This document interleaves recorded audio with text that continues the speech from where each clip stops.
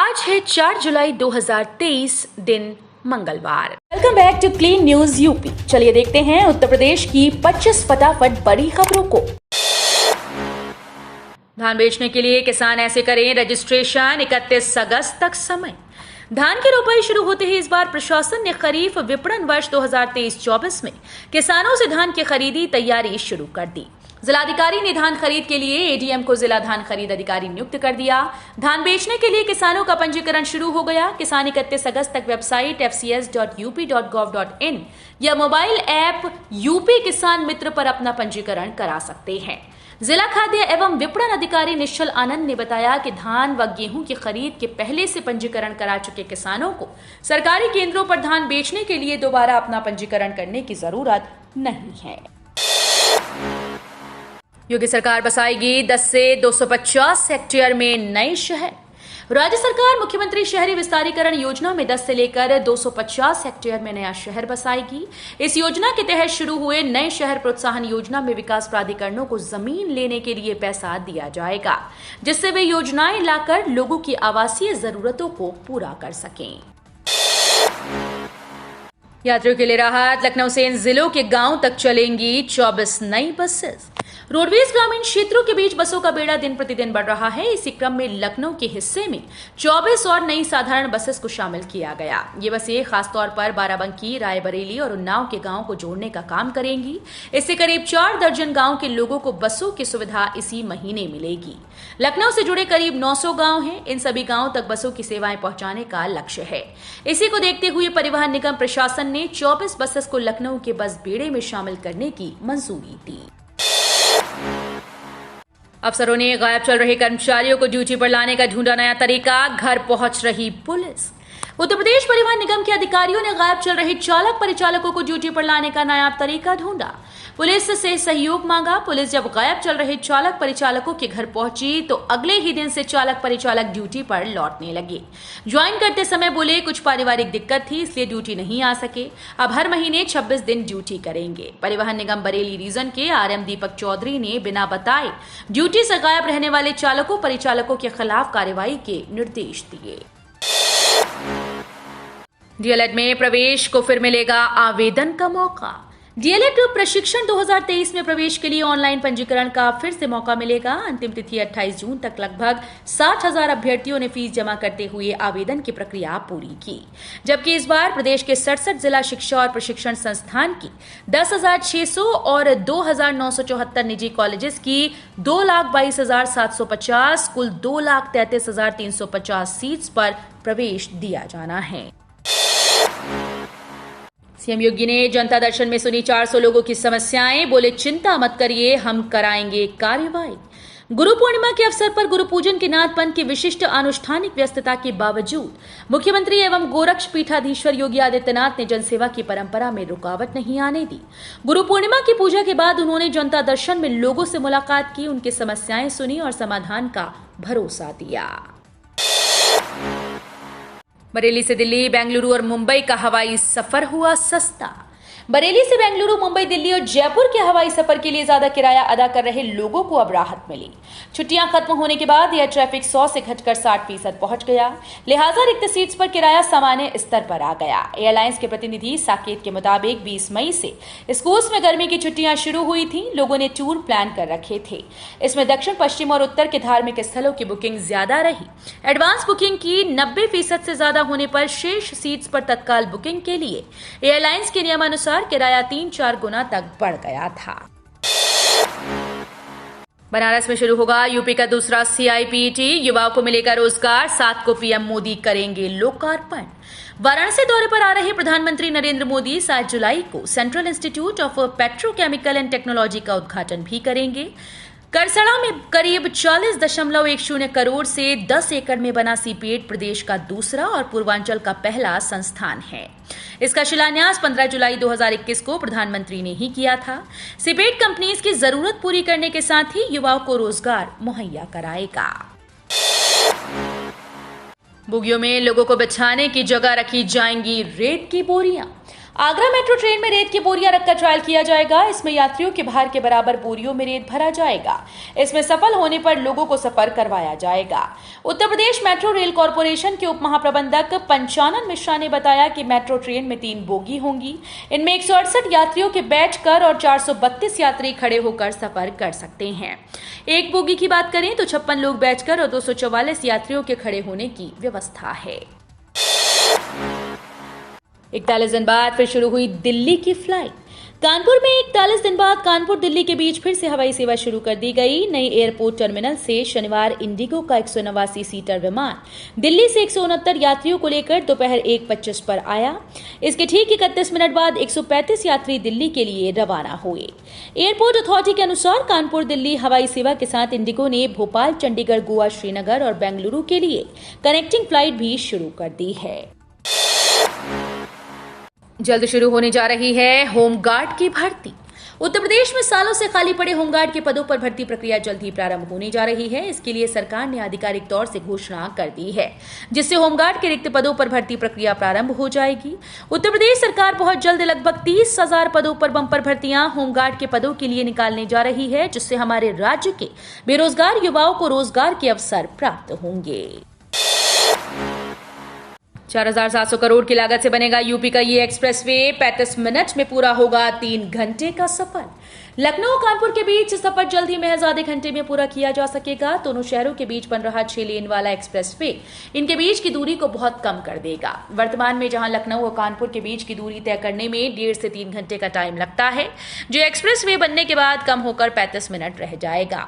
लखनऊ और कानपुर दोनों शहरों के बीच इस रूट पर एक्सप्रेसवे का निर्माण कार्य शुरू हो चुका है और 2024 तक ये बनकर पूरी तरह से तैयार हो जाएगा।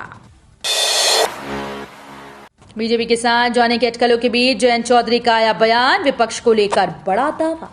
आरपीआई के प्रमुख और केंद्रीय मंत्री रामदास अठावले ने बड़ा दावा करते हुए बयान दिया था कि यूपी में सपा गठबंधन में फूट हो सकती है। आरएलजे प्रमुख जयंत चौधरी भी अखिलेश यादव को झटका दे सकते हैं। वहीं इसी बीच अब बागपत दौरे पर आए राष्ट्रीय लोकदल अध्यक्ष जयंत चौधरी ने बीजेपी के साथ जाने के अटकलों के बीच बयान देते हुए साफ कर दिया कि वो बीजेपी में शामिल नहीं होंगे। रालोद प्रमुख ने साफ कहा कि वह विपक्ष में ही रहेंगे और विपक्षी एकता वाली अगली बैठक में जरूर शामिल होंगे। यूपी पुलिस भर्ती में उम्र सीमा में छूट देने की कोई उम्मीद नहीं। उत्तर प्रदेश पुलिस में जल्द ही 52,699 कांस्टेबल के पदों पर सीधी भर्ती आयोजित होने वाली है। इसी महीने इस भर्ती के लिए नोटिफिकेशन जारी किया जाने वाला है। लेकिन उम्र सीमा की बात करें तो सरकार के द्वारा इस भर्ती में उम्र सीमा में छूट देने की कोई उम्मीद नहीं नजर आ रही। दरअसल इससे पहले की भर्तियों में भी उम्र सीमा में छूट देने की मांग की गई थी, लेकिन सरकार ने उम्र सीमा में छूट देने से इनकार कर दिया। कांवड़ यात्रा मार्ग पर ड्रोन से होगी निगरानी, मास्क की दुकानें भी रहेंगी बंद। आज 4 जुलाई से शुरू हो रहे सावन मास के दौरान कांवड़ यात्रा मार्ग पर ड्रोन से निगरानी की जाएगी। आधिकारिक सूत्रों ने बताया कि 4 जुलाई से शुरू हो रहे सावन मास के दौरान कांवड़ यात्रा मार्ग पर ड्रोन से निगरानी होगी। कांवड़ मार्ग के किनारे स्थित मास्क की दुकानें बंद रहेंगी। उन्होंने बताया कि कांवड़ मार्ग के साथ ही घाटों पर फोर्स की तैनाती की जाएगी। यूपी में भी होगा महाराष्ट्र जैसा सियासी खेल, ओम प्रकाश राजभर का दावा, सपा में होगी बड़ी टूट। महाराष्ट्र जैसा सियासी उठापटक उत्तर प्रदेश में भी होने जा रहा है। सपा के कई विधायक और सांसद जल्द पाला बदलने वाले हैं। ये दावा किया है सुबह सपा के अध्यक्ष व पूर्व मंत्री ओम प्रकाश राजभर ने। सोमवार को वाराणसी स्थित सुबह सपा कार्यालय में न्यूज एजेंसी ANI से बातचीत करते हुए ओपी राजभर ने कहा कि यूपी सरकार का विस्तार होगा तो सूबे की राजनीति में खेल होगा। यहां भी वही खेल होगा जो महाराष्ट्र में हुआ। वाहन चालकों के लिए जरूरी खबर, आज से होगा west UP route diversion. ADG ने दी सख्त चेतावनी। मेरठ में पुलिस प्रशासन ने कांवड़ यात्रा की तैयारियां तेज कर दी। एडीजी राजीव सभरवाल ने पुलिस लाइन में आईजी, एसएसपी और सर्कल के सीओ के साथ बैठक की। उन्होंने कहा कि कांवड़ यात्रा की निगरानी ड्रोन से की जाएगी। इसके साथ ही मीट की दुकान भी कांवड़ यात्रा पर बंद करने के निर्देश दिए। सोशल मीडिया पर निगरानी करने को कहा गया। जो भी माहौल खराब करने की कोशिश करेगा उसको जेल भेजा जाएगा। अब नहीं करवाया आधार को पेन से लिंक तो छिन जाएगा आपका ये सबसे बड़ा अधिकार। पैन कार्ड काफी जरूरी दस्तावेज है। इस कार्ड में व्यक्ति की कई जरूरी जानकारी दर्ज होती है। पैन कार्ड का इस्तेमाल खासतौर पर वित्त से जुड़े कामकाज को कराने में किया जाता है। सरकार पैन कार्ड की मदद से वित्तीय हेरफेर का आसानी से पता लगा सकती है। वहीं पैन को आधार कार्ड से लिंक कराने की डेडलाइन अब खत्म हो चुकी है। बीते लंबे समय से सरकार पैन आधार कार्ड लिंकिंग की डेडलाइन को बढ़ाती आ रही थी। वहीं 30 जून के बाद आयकर विभाग ने भी इस बारे में बता दिया कि अब पैन आधार लिंकिंग डेडलाइन को आगे नहीं बढ़ाया जाएगा। मेडिकल कॉलेजेस में एडमिशन के लिए जल्द शुरू होगी राउंड 1 काउंसलिंग। mcc.nic.in पर जारी होंगी तिथियां। देश भर के मेडिकल कॉलेजेस में एडमिशन के लिए नीट यूजी 2023 के अभ्यर्थियों की काउंसलिंग जल्द शुरू हो सकती है। नीट यूजी काउंसलिंग 2023 की तिथियां राष्ट्रीय चिकित्सा आयोग की वेबसाइट mcc.nic.in पर जारी की जाएगी। मेडिकल कॉलेजेस में चल रहा स्नातक कोर्सेज में दाखिला लेने की तैयारी कर रहे नीट यूजी पास अभ्यर्थियों को जल्द ही ऑफिशियल वेबसाइट mcc.nic.in पर राउंड 1 काउंसलिंग के लिए आवेदन करना होगा। केंद्रीय मंत्री गडकरी का एक और बड़ा ऐलान सुनकर कार से चलने वालों को होगी बेहद खुशी। केंद्रीय सड़क परिवहन और राजमार्ग मंत्री नितिन गडकरी ने कहा कि सरकार 4.5 लाख करोड़ के निवेश से 10,000 किलोमीटर की नई एक्सप्रेसवे परियोजनाओं का निर्माण कर रही है। गडकरी ने कहा कि इन सड़कों का निर्माण भारतमाला परियोजना के तहत किया जा रहा है। उन्होंने कहा कि भारतीय राष्ट्रीय राजमार्ग प्राधिकरण ने वित्त पोषण के विभिन्न साधनों के जरिए 70,000 करोड़ रुपए जुटाए हैं। इस राशि का उपयोग राजमार्ग परियोजनाओं के लिए किया जाएगा। यूपी के टीचर्स का प्रमोशन अटका। साल भर पहले मांगा मार्गदर्शन आज तक नहीं मिला। सहायता प्राप्त माध्यमिक विद्यालयों में प्रशिक्षित स्नातक वेतन क्रम पद पर कार्यरत कला, व्यायाम, भाषा, शिल्प और संगीत शिक्षकों की साल भर से पदोन्नति फंसी हुई है। इन शिक्षकों की प्रवक्ता श्रेणी में पदोन्नति की अर्हता रखने के बावजूद कुछ मंडलों के संयुक्त शिक्षा निदेशकों के स्तर से पदोन्नति नहीं की जा रही। तत्कालीन एमएलसी और माध्यमिक शिक्षक संघ के प्रदेश अध्यक्ष सुरेश कुमार त्रिपाठी की आपत्ति करने पर माध्यमिक शिक्षा निदेशक ने शासन को 26 अप्रैल 2022 को पत्र लिखकर मार्गदर्शन मांगा था। 2000 के नोट पर आरबीआई के निर्णय को चुनौती देने वाली याचिका हाई कोर्ट में खारिज। महाराष्ट्र के सियासी भूचाल का असर पूरे देश में दिखाई दे रहा है। मुंबई से दिल्ली तक बयानबाजी जारी है। देश में चल रही दूसरी सबसे बड़ी खबर समान नागरिक संहिता है। वहीं मौसम की हलचल पर सबकी नजर है। कहीं भारी बारिश तो कहीं आसमान में बादलों का डेरा है। 2000 रुपए के नोटों को प्रचलन से वापस लेने के रिजर्व बैंक ऑफ इंडिया के निर्णय को चुनौती देने वाली जनहित याचिका दिल्ली हाईकोर्ट ने सोमवार को खारिज कर दी। वाराणसी के मंडली अस्पताल में लगा हेल्थ एटीएम, निःशुल्क जांच कराएं। मंडली अस्पताल कबीर चौरा में हेल्थ एटीएम लगाया गया है। इसका उद्घाटन सोमवार को मंडलायुक्त कौशल राज शर्मा ने किया।